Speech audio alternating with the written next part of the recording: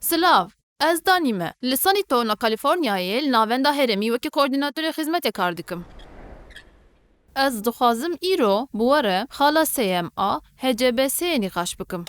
Mafê mehremiyetê. Ev xal mafê mehremiyet, rêzdarî û rêzgirtinê dabîn dike. Bi gotinekê din, hûn jî wekî her kesî xwedî heman mafên mehremiyetê ne. Em binêrin axatvanekî hander, peydakarekî karûbarên kozmîk û rêzefîlmekî honaka zanistî çawa giringiya mehremiyetê fêrî Maya û Dexter dikin. Ez gelekî bikele canım. Ji karsazê herî mezin em ê pêşniyaran guhdarî bikin. Bi rastî tiştekî ez bêjim nîne. Qet nîne, sıfır. Ev heman wekî beşa heştemîne ku lantirman mecbûr mabû ku borkînan re biaxive. Ku ew yek pir zehmet bû. Yargınîk ne ew e ku devekî we hebe. Ew e ku hûn ê çawa bikar bînin. Çepkên we, Baz Ken Robbins. Spas dikim, gelek spas dikim.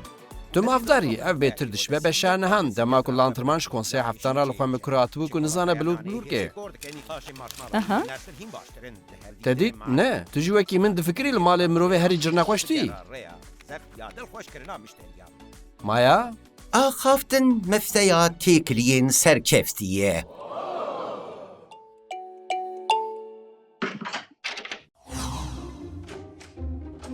Oh. Tu ji semînerê dimînî? Niha nikarim bi te re biaxivim? Lê Basken Robbins dibêje ku axaftina mifteya têkiliyan serkeftiye. Tu li semînerê bûye tê bi vê bizaniya. Oh. Nikarim vê re serêderiyê bikim. Tikaye, Venüs bibîne? Bila zû were vir. Baş e, lê tu ji semînerê bimînî. Cêja heftan. Çîkolateya naneyî. Hêrsê kor dike.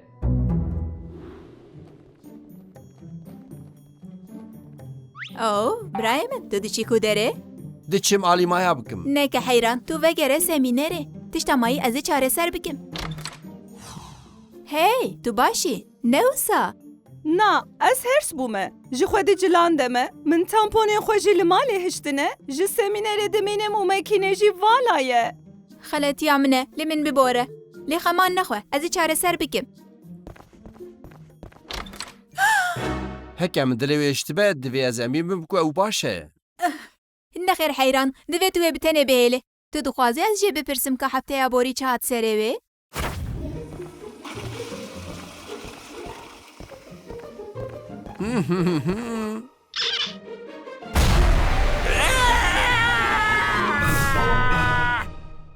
Em carekedin bi hesavê nekin.